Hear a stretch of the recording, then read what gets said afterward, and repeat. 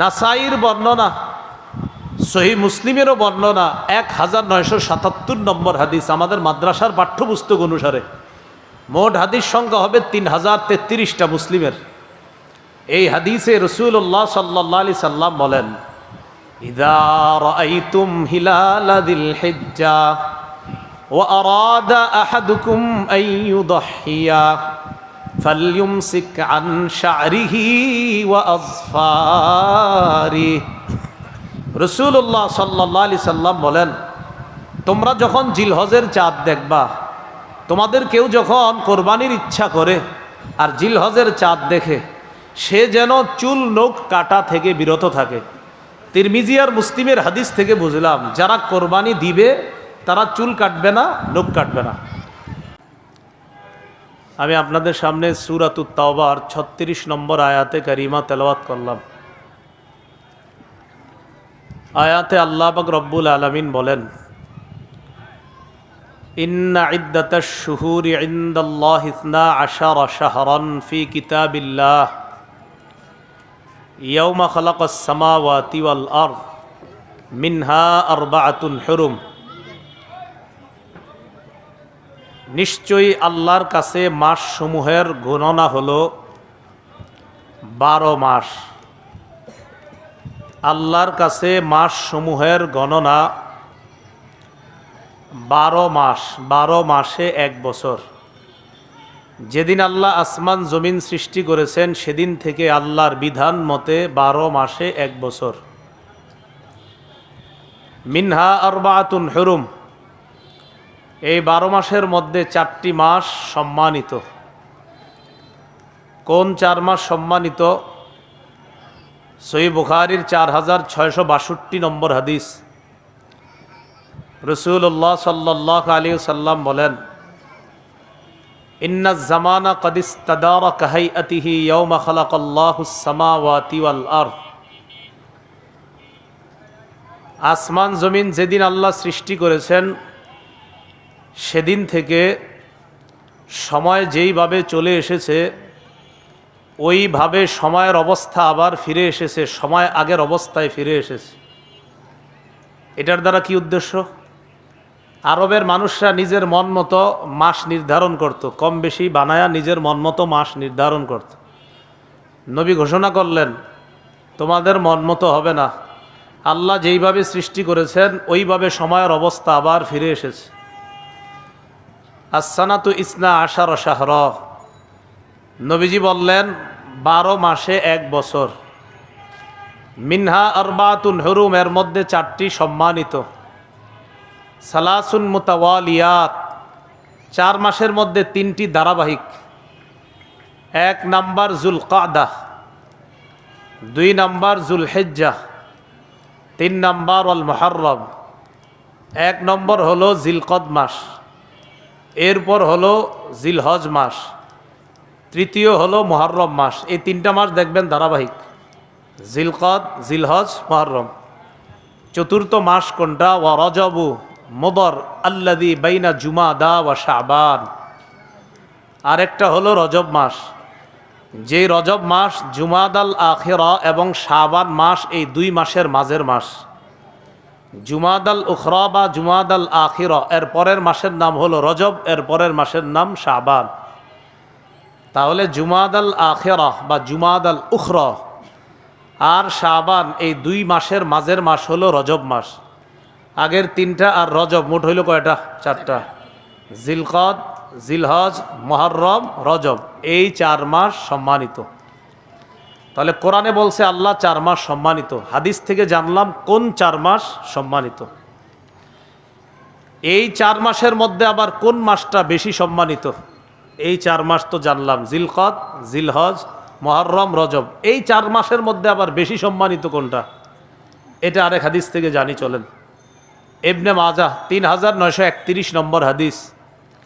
রাসূলুল্লাহ সাল্লাল্লাহু আলাইহি সাল্লাম বিদায় হজের ভাষণের মধ্যে বললেন, আলা ওয়া ইন্না আহরামাশ শুহুরি শাহরুকুম হাযা। জেনে রাখো, তোমাদের মাসসমূহের মধ্যে এই মাসটা সবচেয়ে সম্মানিত তথা জিলহজ মাস। আল্লাহ বলছে 4 মাস সম্মানিত। বুখারীর বর্ণনায় নবী বলে দিলেন কোন 4 মাস, ইবনে মাজার বর্ণনায় বলে দিলেন এই 4 মাসের মধ্যে আবার জিলহজ মাস। জিলহজ মাসের মধ্যে আবার কোন দিনগুলা বেশি সম্মানিত? সূরা ফজরের 1-2 নম্বর আয়াতে আল্লাহ বলেন ওয়াল ফাজরি ওয়ালায়ালিন আশ, ভোরবেলার শপথ এবং 10 রাতের শপথ। আব্দুল্লাহ ইবনে আব্বাস রাদিয়াল্লাহু তাআলা আনহুমা বলেন এই 10 রাত দ্বারা উদ্দেশ্য জিলহজের প্রথম দশক। তাহলে জিলহজ মাসের মধ্যে আবার প্রথম দশক বেশি মর্যাদাপূর্ণ। সহিহ বুখারীর 969 নম্বর হাদিস। 969 কেমনে হয় বলেন তো? 969 কত হয়? 969 969 নম্বর হাদিস। এই হাদিসের মধ্যে আসছে রাসূলুল্লাহ সাল্লাল্লাহু আলাইহি সাল্লাম বলেন মা মিন আইয়ামিন আল আমালুস সালিহু ফিহা আহাব্বু ইলাল্লাহ মিন হাযিহিল আইয়াম ইয়ানি আল আশার। রাসূলুল্লাহ সাল্লাল্লাহু আলাইহি সাল্লাম বলেন যেই দিনগুলোতে মানুষ ইবাদত করে, নেক আমল করে, নেক আমল যেই দিনগুলোতে মানুষ করে, জিলহজ মাসের প্রথম দশকের নেক আমলের মতো এত দামি নেক আমল আল্লাহর কাছে অধিক প্রিয় আর কোনো নেক আমল নাই। এই 10 দিনের নেক আমল আল্লাহর কাছে এত দামি। বলেন তো আল্লাহ বলছে কয় মাস সম্মানিত? নবী বলে দিয়েছে কোন 4 মাস। বলেন তো যেই 4 মাস সম্মানিত ওই 4 মাসের মাঝে আবার বেশি সম্মানিত কোন মাস? জিলহজের মধ্যে আবার কোন 10 দিন বেশি সম্মানিত? প্রথম 10 দিন। এই 10 দিনের মধ্যে আবার কোন দিনটা বেশি সম্মানিত? এই 10 দিনের মধ্যে। এটা আবার হাদিস থেকে জানি চলেন। ইবনে মাজার 3931 নম্বর হাদিস আছে। রাসূলুল্লাহ সাল্লাল্লাহু আলাইহি সাল্লাম বলেন আলা ওয়া ইন্না আহরামাল আইয়াম ইয়াউমুকুম হাযা, শোনো দিনের মধ্যে সবচাইতে সম্মানিত দিন, দিনসমূহের মধ্যে সর্বোত্তম দিন হলো এই দিনটা তথা জিলহজ মাসের 10 তারিখ। জিলহজ মাসের 10 তারিখ। মুসনাদে বাজ্জার হাদিসের একটা কিতাব আছে। এই কিতাবের 1128 নম্বর হাদিসের বর্ণনা। রাসূলুল্লাহ সাল্লাল্লাহু আলাইহি সাল্লাম বলেন আফজলুল আইয়াম আইয়ামুল আশর আশরি জিলহিজ্জাহ। রাসূলুল্লাহ সাল্লাল্লাহু আলাইহি সাল্লাম বলেন সর্বোত্তম দিন হলো জিলহজ মাসের প্রথম 10 দিন।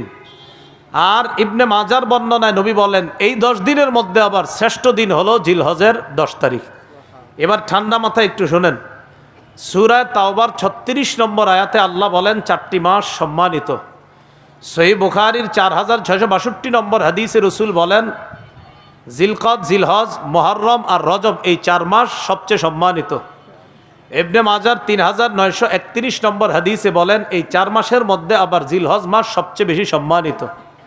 সূরা ফজরের 2 নম্বর আয়াতের ব্যাখ্যা আব্দুল্লাহ ইবনে আব্বাস বলেন জিলহজ মাসের মধ্যে প্রথম দশকটা আল্লাহর কাছে বেশি দামি। সহিহ বুখারীর 969 নম্বর হাদিসে আল্লাহ রাসূল বলেন জিলহজ মাসের প্রথম দশকটা আল্লাহর কাছে বেশি দামি। মুসনাদে বাজ্জারের 1128 নম্বর হাদিসে আল্লাহ রাসূল বলেন জিলহজ মাসের প্রথম দশক আল্লাহর কাছে বেশি দামি। ইবনে মাজার 3931 নম্বর হাদিসে আল্লাহ রাসূল বলেন জিলহজ মাসের 10 দিনের মধ্যে সবচাইতে জিলহজের 10 তারিখটা অনেক বেশি ফজিলতপূর্ণ। এই হলো জিলহজ মাসের ফজিলত। এবার আমরা জানবো জিলহজ মাসের করণীয়। গত রাত থেকে জিলহজ মাস শুরু হয়ে গিয়েছে। যারা কোরবানি করব এবং কোরবানি করব না, গত রাত থেকে তাদের জন্য প্রথম করণীয় ছিল চুল নখ না কাটা। এটা যারা কোরবানি করব এবং করব না সবার জন্যই। আবু দাউদ এবং নাসাইর বর্ণনা দ্বারা বোঝা যায় শুধু যারা কোরবানি করবে তাদের জন্য এই আমল চুল আর নখ না কাটা। তো নাসাইর আরেকটা বর্ণনা দ্বারা বোঝা যায় যারা কোরবানি করবে না তারাও চুল নখ কাটবে না। তো প্রথম কথা যারা কোরবানি করবে তারা এই 10 দিন কোরবানির আগ পর্যন্ত চুল নখ কাটবে না। তিরমিজির বর্ণনা 1523 নম্বর হাদিস। এই হাদিসের মধ্যে রাসূলুল্লাহ সাল্লাল্লাহু আলাইহি সাল্লাম বলেন মান রাআ হিলালা যিল হিজ্জাহ ওয়া আরাদা আন ইউদহিয়া ফালা ইয়াখুযান্না মিন শা'রিহি ওয়া আযফারিহি। যে ব্যক্তি জিলহজ মাসের চাঁদ দেখবে এবং সে যদি কোরবানি দেওয়ার ইচ্ছা করে, সে যেন তার চুল নখ না কাটে, এইগুলা সে যেন না কাটে। হাদিস থেকে কি বুঝলাম? যে কোরবানি দিবে সে চুল কাটবে না, নখ কাটবে না। নাসাইর বর্ণনা, সহিহ মুসলিমেরও বর্ণনা 1977 নম্বর হাদিস, আমাদের মাদ্রাসার পাঠ্যপুস্তক অনুসারে মোট হাদিস সংখ্যা হবে 3033টা মুসলিমের। এই হাদিসে রাসূলুল্লাহ সাল্লাল্লাহু আলাইহি সাল্লাম বলেন, ইযা রাআইতুম হিলালা যিল হিজ্জাহ ওয়া আরাদা আহাদুকুম আন ইউদহিয়া ফালইউমসিক আন শা'রিহি ওয়া আযফারিহি। রাসূলুল্লাহ সাল্লাল্লাহু আলাইহি সাল্লাম বলেন, তোমরা যখন জিলহজের চাঁদ দেখবা, তোমাদের কেউ যখন কোরবানির ইচ্ছা করে আর জিলহজের চাঁদ দেখে, সে যেন চুল নখ কাটা থেকে বিরত থাকে। তিরমিজি আর মুসলিমের হাদিস থেকে বুঝলাম যারা কোরবানি দিবে তারা চুল কাটবে না, নখ কাটবে না। নাসাইর অন্য বর্ণনা দ্বারা বোঝা যায়, এক সাহাবী রাসূলুল্লাহ সাল্লাল্লাহু আলাইহি সাল্লামকে বললেন, হুজুর আমার তো এমন একটা প্রাণী আছে, এই প্রাণীর এই অবস্থা, আমারও কি কোরবানি দেওয়া লাগবে?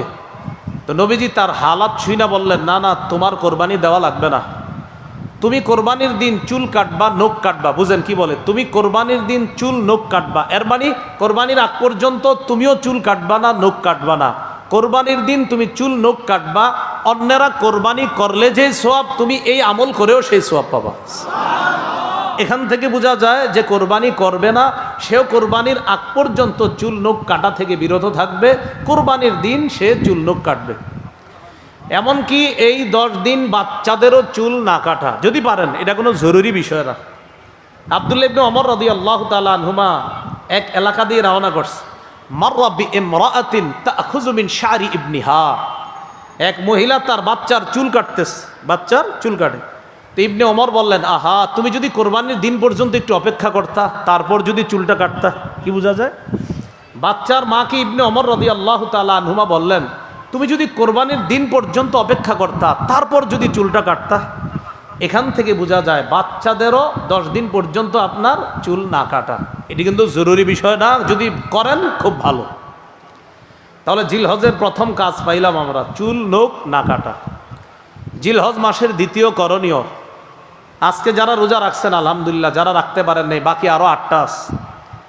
তো নিয়ম ছিল 9টা রোজা রাখা, যদি পারেন আজকে না রাখলেও সমস্যা নেই, বাকি 8টা রাখার চেষ্টা করেন।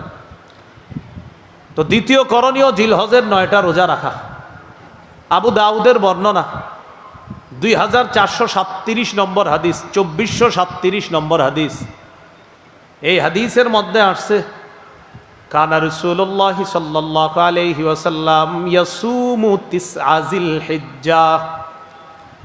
রাসূলুল্লাহ সাল্লাল্লাহু আলাইহি সাল্লাম 9 জিলহজ পর্যন্ত, জিলহজের প্রথম থেকে 9 জিলহজ পর্যন্ত 9টা রোজা রাখতেন। নাসাইর বর্ণনা 2415 নম্বর হাদিস। এই হাদিসটি সবাই মুখস্থ রাখবেন, অন্যদের কাছে প্রচার করে দিবেন, নিজেরাও সারা জীবন আমল করার চেষ্টা করবেন, আমরাও করব, বলি ইনশাআল্লাহ। নাসাইর 2415 নম্বর হাদিস, قال رسول الله صلى الله عليه وسلم أربع لم يكن يدعهن النبي صلى الله عليه وسلم। রাসূলুল্লাহ সাল্লাল্লাহু আলাইহি সাল্লাম 4টি কাজ কখনো ছাড়তেন না। মুখস্থ করি, কয়টি কাজ নবী কখনো ছাড়তেন না? আমরাও ইনশাআল্লাহ চেষ্টা করব এই 4 কাজ ভবিষ্যতে ছাড়ব না ইনশাআল্লাহ। নবী কয়টি কাজ ছাড়তেন না? 4টি। 1 নম্বর, সিয়ামা আশুরা। মুহররমের 10 তারিখের রোজা রাসূলুল্লাহ সাল্লাল্লাহু আলাইহি সাল্লাম কখনো ছাড়তেন না। 2 নম্বর, ওয়াল আশার, জিলহজের প্রথম দশকের রোজা রাসূলুল্লাহ সাল্লাল্লাহু আলাইহি সাল্লাম ছাড়তেন না। 3, ওয়া সালাসাতা আইয়ামিন মিন কুল্লি শাহ, প্রত্যেক মাসের 3টা রোজা, 13, 14, 15 আরবি মাসের এই 3 রোজা রসুল ছাড়তেন না। 4 নাম্বার ওয়া রাকাআতাইনি ক্বাবলাল গাদাত, ফজরের নামাজের আগের 2 রাকাত সুন্নত রসুল সাল্লাল্লাহু আলাইহি সাল্লাম কখনো ছাড়তেন না। এবার আমরা সবাই একটু চর্চা করি, বলেন তো কয় আমল নবীজি কখনো ছাড়তেন না? সাহস করে বলে ফেলেন তো। 1 নাম্বার, মাশাআল্লাহ, 1 নাম্বার মুহররমের 10 তারিখের রোজা, 2 নাম্বার জিলহজের প্রথম দশকের রোজা, 3 নাম্বার মাসে 3টা রোজা, 4 নাম্বার ফজরের আগের 2 রাকাত সুন্নত। আচ্ছা আমরা একটু বললে মনে থাকবে। বলেন 1 নম্বর মুহররমের 10 তারিখের রোজা, 2 জিলহজের প্রথম দশকের রোজা, 3 প্রত্যেক আরবি মাসের 3টি রোজা, 4 ফজরের আগের 2 রাকাত সুন্নত। এই 4টা আমল রসুল সাল্লাল্লাহু আলাইহি সাল্লাম কখনো ছাড়তেন না। যাই হোক, জিলহজ মাসের দ্বিতীয় আমল পাইলাম 9টি রোজা রাখা। আজকে যারা রাখছেন আলহামদুলিল্লাহ, বাকিগুলাও রাখবেন। যারা রাখতে পারেন নাই, বাকিগুলা রাখলে সওয়াব আছে, ফজিলত আছে, কোনো সমস্যা নাই, রাখেন।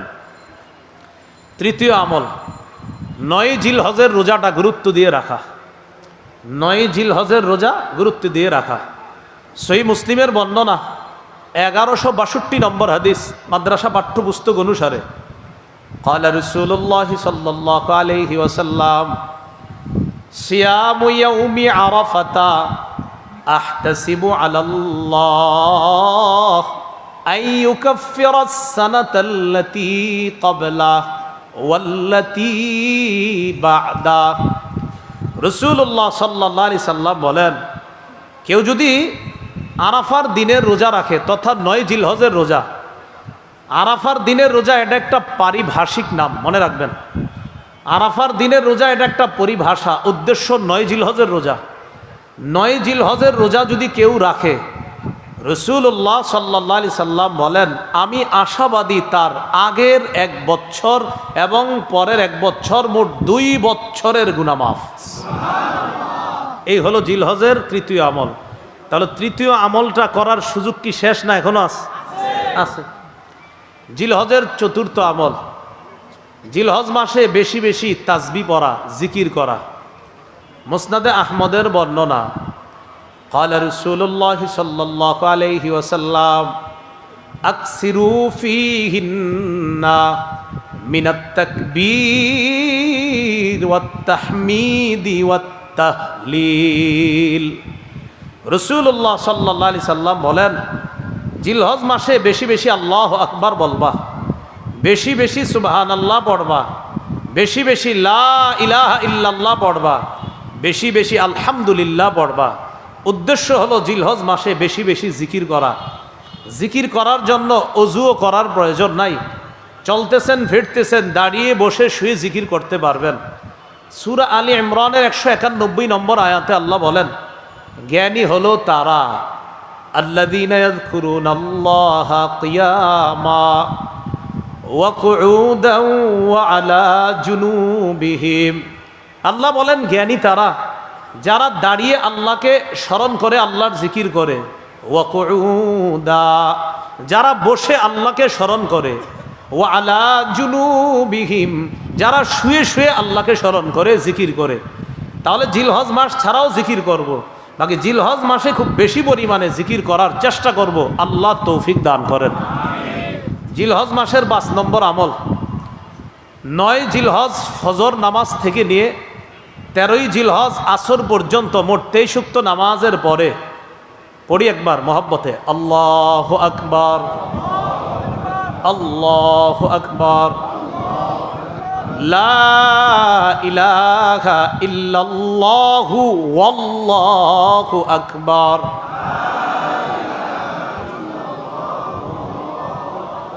আল্লাহু আকবার।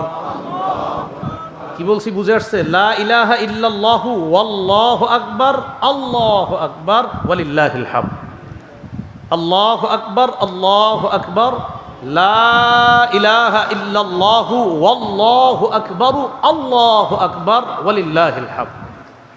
9 জিলহজ ফজর থেকে নিয়ে 13ই জিলহজ আসর পর্যন্ত পুরুষরা উচ্চ আওয়াজে একবার, নারীরা নিম্ন আওয়াজে একবার পাঠ করবে।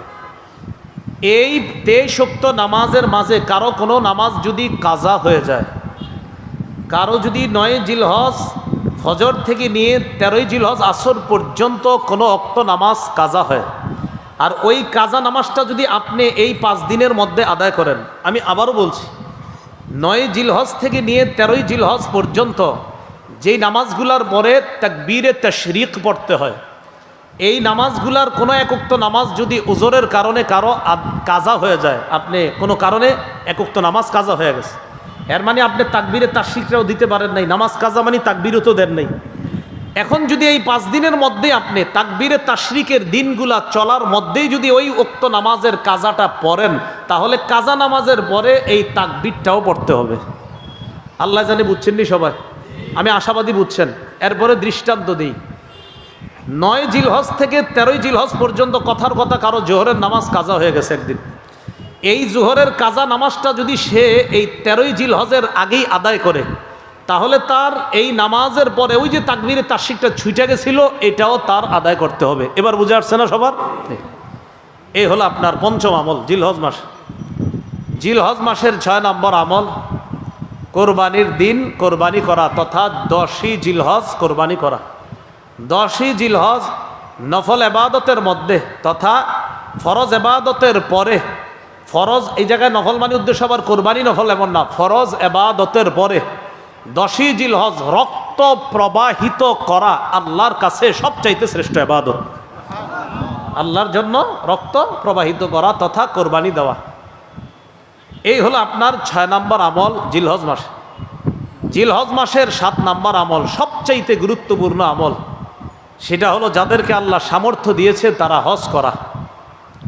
সূরা আলী ইমরানের 97 নম্বর আয়াতে আল্লাহ পাক রব্বুল আলামিন বলেন, ওয়ালিল্লাহি আলান নাসি হিজ্জুল বাইতি মান ইসতাতা ইলাইহি সাবিলা। যারা কাবা পর্যন্ত পৌঁছার সামর্থ্য রাখে, যাদেরকে আল্লাহ এই পরিমাণ সামর্থ্য দান করেছে যে তারা প্রয়োজনের অতিরিক্ত অর্থ সম্পদ দিয়ে কাবায় গিয়ে আবার দেশে ফিরে আসার সামর্থ্য রাখে, তাদের জন্য আল্লাহকে খুশি করার জন্য এদের উপর হজ করা ফরজ। হাদিসে কুদসির মধ্যে আল্লাহ পাক রব্বুল আলামিন বলেন, সহিহ ইবনে হিব্বান হাদিসের কিতাবে আসছে, আল্লাহ পাক রব্বুল আলামিন বলেন, ইন্না আবদান সাহহাহতু লাহু জিসমা ওয়া ওয়াসসা'তু আলাইহি ফিল মাঈশা তামজি আলাইহি খামসাতু আ'ওয়াম লা ইয়াফিদু ইলাইয়া লামাহরুম। আল্লাহ বলেন, আমি যাকে সুস্থ রাখলাম আর যাকে এই পরিমাণ সামর্থ্য দান করলাম যে আমার ঘর পর্যন্ত আসার সামর্থ্য আমি তাকে দিয়েছি, এইভাবে 5 বছর কেটে গেছে সে আমার ঘরে হজ করতে আসে না। কোনো বান্দার শরীর সুস্থ রাখলাম, তাকে আমি এই পরিমাণ সামর্থ্য দিছি যে সে হজ করতে পারতো, 5 বছর হয়ে গেছে সে হজ করে না। আল্লাহ বলেন লামাহরুম, সে হতবাগা, সে কপাল পোড়া, সে বঞ্চিত। হজ ফরজ হয়েছে, আসে না, কয় বছর হয়ে গেছে? 5 বছর। যাবো যায় না, 5 বছর হয়েছে। আল্লাহ কয় তাকে সামর্থ্য দিলাম, আমি তাকে সামর্থ্য দান করলাম। আল্লাহ তাআলা বলছেন আমি তাকে সামর্থ্য দিলাম, সুস্থ রাখলাম, এরপরে আমার কাছে আসে না 5 বছর, সে বঞ্চিত, সে হতবাগা, সে কপাল পোড়া। যাদেরকে হজের সামর্থ্য আল্লাহ দিয়েছেন তারা যেন অতি দ্রুত হজ সম্পাদন করতে পারে, আল্লাহ তৌফিক দান করেন। সহিহ মুসলিমের বর্ণনা 1337 নম্বর হাদিস, 1337 মাদ্রাসা পাঠ্যপুস্তক অনুসারে রাসূলুল্লাহ সাল্লাল্লাহু আলাইহি সাল্লাম বলেন, قد فرض عليكم الحاج وفي رواية إن الله كتب عليكم الحاج فحجوا। রাসূলুল্লাহ সাল্লাল্লাহু আলাইহি সাল্লাম বলেন, তোমাদের উপর হজ ফরজ করা হয়েছে। অন্য বর্ণনায় নবী বলেন, আল্লাহ তোমাদের উপর হজ ফরজ করেছেন। ফাহুজ্জু, তোমরা হজ করো। ফাকালা রাজুলুন আকুল্লা আমিন ইয়া রাসূলুল্লাহ। এক ব্যক্তি রাসূলুল্লাহ সাল্লাল্লাহু আলাইহি সাল্লামের কাছে জানতে চাইলেন, হে আল্লাহর হাবিব, হজ কি প্রতি বছর ফরজ?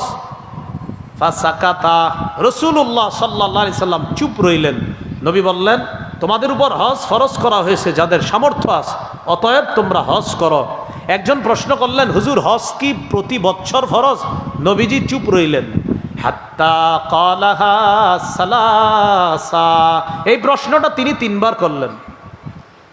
এরপর নবী বললেন, লাউ কুলতু নাআম লাওয়াজাবাত ওয়ালামাস্তাতাতুম, আমি যদি তোমার প্রশ্নের জবাবে বলতাম হ্যাঁ, তুমি যে আমারে 3 বার প্রশ্ন করলা প্রতি বছর হজ ফরজ কিনা, আমি যদি বলে ফেলতাম হ্যাঁ, তাহলে প্রতি বছর সামর্থ্যবানদের জন্য হজ ফরজ হয়ে যেত, আর এটা তোমরা করতে পারতা না।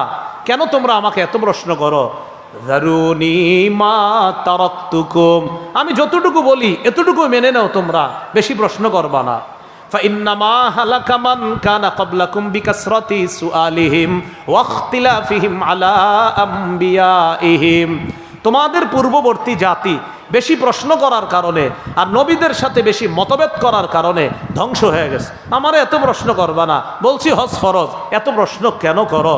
প্রত্যেক বছর হজ ফরজ, আমি নবী যদি বলে ফেলতাম হ্যাঁ, সামর্থ্যবানরা প্রতি বছর হজ করা লাগতো, আর এটা কষ্টকর হয়ে যেত।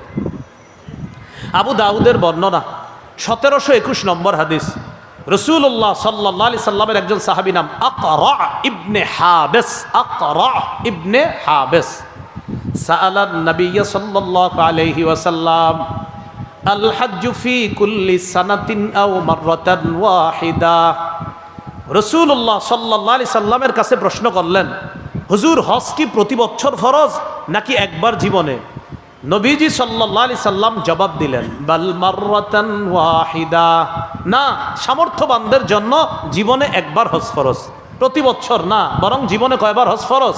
একবার, সামর্থ্যবানদের জন্য হজ ফরজ। এরপর নবী বললেন, ফামান যাদা ফাহুয়া তাতাওউন, কেউ যদি একবারের বেশি হজ করে এটা নফল হবে, কেউ যদি একবারের বেশি হজ করে এটা কি হবে? নফল হবে। এই হলো আপনার হজের ফরজিয়ত। যাদেরকে সামর্থ্য দিছে তারা হজ করা। ভাই, যাদের সামর্থ্য আছে তাড়াতাড়ি হজ করেন।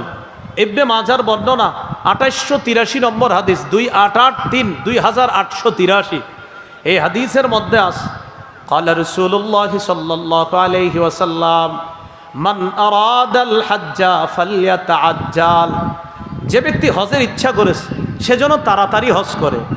ফাইন্নাহু ক্বাদ ইয়ামরাদুল মারিদ, হতে পারে সে অসুস্থ হয়ে যাবে, এ বেটা অসুস্থ হয়ে যেতে পারে, হজ করেন না করার কারণে এমন হয়ে যেতে পারে যে তার সামর্থ্য আছে, হজে যাবে, যায় না, আগামী বছর যাব, যায় না, আগামী বছর যাব, যায় না। নবী কয়, আরে তুমি তো অসুস্থ হয়ে যেতে পারো। ওয়া তাদিল্লুদ্দাল্লা, বাহন হারিয়ে যেতে পারে। ওয়া তারিদুল হাজা, প্রয়োজন এসে যেতে পারে, তখন আর তুমি হজ করতে চাইলেও করতে পারবা না। দেখেন, করোনার আগে অনেক মানুষ হজের টাকা জমাইছে, করোনা আসলো, হজ বন্ধ করে দিল, যেতে পারলো না, আত্মীয় স্বজন বিপদে পড়লো, তাদেরকে টাকা বিলিয়ে দিল। দেখেন, নবী বলছে প্রয়োজন যে কখন আসবে তুমি কিন্তু জানো না, তাই হজের ইচ্ছা করলে তাড়াতাড়ি হজ করে ফেলো। আমরা কি কেউ জানতাম করোনা আসবে? তাহলে দেখেন, এই জন্য যাদের হজ ফরজ, ভাই হজটা করে ফেলেন। আব্দুল্লাহ ইবনে আব্বাস রাদিয়াল্লাহু তাআলা আনহুমার বর্ণনা, সহিহ ইবনে খুজাইমার বর্ণনা, রাসূলুল্লাহ সাল্লাল্লাহু আলাইহি সাল্লামের এই বিশিষ্ট সাহাবী বলেন, তাআজ্জালু ইলাল হজ্জি ইয়ানি আল ফরিদা, তোমরা তাড়াতাড়ি হজ করো। ফাইন্না আহাদাকুম লা ইয়াদরি মা ইয়ারিদু লা, তোমাদের কেউ জানে না কোন প্রয়োজন তার সামনে এসে যেতে পারে, তাই প্রয়োজন আসার আগে হজ আদায় করে ফেলো। বলেন তো, হজে গেলে আল্লাহর একটা শ্রেষ্ঠ ঘর দেখতে পাই, এটাকে কি বলে? কাবা। বলেন, কি বলে? কাবা। রাসূলুল্লাহ সাল্লাল্লাহু আলাইহি সাল্লামের সাহাবী আব্দুল্লাহ ইবনে ওমর রাদিয়াল্লাহু তাআলা আনহুমার বর্ণনা, তিনি বলেন, মুসান্নাফ আব্দুর রাজ্জাক নামে হাদিসের একটা কিতাব আছে, 8817 নম্বর হাদিস, ক্বালা রাসূলুল্লাহ সাল্লাল্লাহু আলাইহি ওয়াসাল্লাম ইসতামতিউ বিহাদাল বাইতি ফাকাদ হুদিমা মাররাতাইন ওয়া ইউরফাউ ফিস সালিসা। রাসূলুল্লাহ সাল্লাল্লাহু আলাইহি সাল্লাম বলেন, হজ উমরার মাধ্যমে এই কাবা ঘরের থেকে তোমরা তাড়াতাড়ি উপকৃত হও, হজের মাধ্যমেও কাবার থেকে উপকৃত হও, উমরায় যে কাবার দ্বারা উপকৃত হও। মনে রাখবা, ফাকাদ হুদিমা মাররাতাইন, কাবা 2 বার ধ্বংস করা হয়েছে, ওয়া ইউরফাউ ফিস সালিসা, 3য়বার ধ্বংস করার পর কাবা কিন্তু উঠিয়ে নেওয়া হবে। তাই কাবা উঠিয়ে নেওয়ার আগে তাড়াতাড়ি হজে যাও, উমরায় গিয়ে ওই কাবার দ্বারা উপকৃত হওয়ার চেষ্টা করো। আল্লাহ আমাদের সকলকে, যাদের হজের তৌফিক হয়েছে এখনো যাইতেছি না আমরা, হজের সামর্থ্য আছে যাইতেছি না, আল্লাহ দ্রুত হজ করার তৌফিক দান করেন। ওমর ইবনুল খাত্তাব রাদিয়াল্লাহু তাআলা আনহুর বর্ণনা, তাফসীর ইবনে কাসীরের মধ্যে মুহাম্মদ ইবনে কাসীর রাহমাতুল্লাহি আলাইহি এই বর্ণনাটা আনছেন। তিনি বলেন, قال عمر بن الخطاب رضي الله تعالى عنه من أطاق الحج فلم يحج فسواء عليه أن يموت يهوديا أو نصرانيا। কোন ব্যক্তি হজের সামর্থ্য হলো কিন্তু হজ করলো না, সে ইহুদি হয়ে মারা যাক অথবা খ্রিস্টান হয়ে মারা যাক, এতে আল্লাহর কিছু আসে যায় না। যে ব্যক্তি হজের সামর্থ্য হয়, সামর্থ্য পাওয়ার পরেও সে হজে যায় না, যে ব্যক্তি হজে যাওয়ার যোগ্যতা অর্জন করেছে, হজে যাওয়ার সামর্থ্যবান হয়েছে কিন্তু হজে যায় না, এই ব্যক্তি ইহুদি হয়ে মারা যাক অথবা খ্রিস্টান হয়ে মারা যাক, এতে আল্লাহর কিছু আসে যায় না। নাউজুবিল্লাহ, আওয়াজ দিয়ে পড়ি। আল্লাহ আমাদের সকলকে, আমরা যেন হজ করতে পারি, সকলকে আল্লাহ তৌফিক দান করেন। যাদের টাকা আছে, অর্থ এই বর্তমানে আছে, তারা তো করবো, যাদের অর্থ নাই তারাও নিয়ত করেন যেন আল্লাহ ব্যবস্থা করে দেয়। অনেকে আবার হজে না গিয়ে নিজের সন্ন্যাস দাবি করে, আমি সন্ন্যাসী তাই হজে যাবো না। উনি সন্ন্যাসী, উনি আল্লাহর ওলি, এই জন্য হজে যাবে না। উনি কি সুন্দর কথা, উনি সন্ন্যাসী, হজে গেলে মানুষ দেখে ফেলবে, মানুষ বলবে এই লোকটা কাবার সামনে আসছে, এই জন্য মানুষে দেখানোর, যেহেতু মানুষ দেখে ফেলবে এই জন্য উনি হজে যাবে না, এটা সন্ন্যাসগিরি। মুসনাদে আহমদে আসছে, রাসূল সাল্লাল্লাহু আলাইহি সাল্লাম বলেন, হজ না কইরা সন্ন্যাসগিরির কোনো স্থান ইসলামের মধ্যে নাই। আবু দাউদের বর্ণনা 1729 নম্বর হাদিস। এই হাদিসের মধ্যে রাসূলুল্লাহ সাল্লাল্লাহু আলাইহি সাল্লাম বলেন, লা সরুরতা ফিল ইসলাম, হজ না করে ইসলামের মধ্যে কোনো বিরাগ্যতা করা, কোনো বৈরাগ্যতা দেখানো, এটার স্থান ইসলামের মধ্যে নাই। তাহলে বলেন তো, হজ ফরজ, সামর্থ্যবান হওয়ার পরেও এই ফরজ হজ অস্বীকার করে কেউ যদি বলে আমি বৈরাগী হয়ে গেছি, আমি সন্ন্যাসী হয়ে গেছি, হজে গেলে মানুষ আমাকে দেখবে, এটা কি বলেন, এটা কি বৈরাগ্যতা নাকি ভণ্ডামি? ওনার হজ ফরজ হয়েছে, উনি যায় না কেন? মানুষ দেখে ফেলবে, এই জন্য যায় না। রাসূল বলেন এই জাতীয় সন্ন্যাসগিরি ইসলামের মধ্যে নাই। আল্লাহ আমাদেরকে বুঝার তৌফিক দান করেন।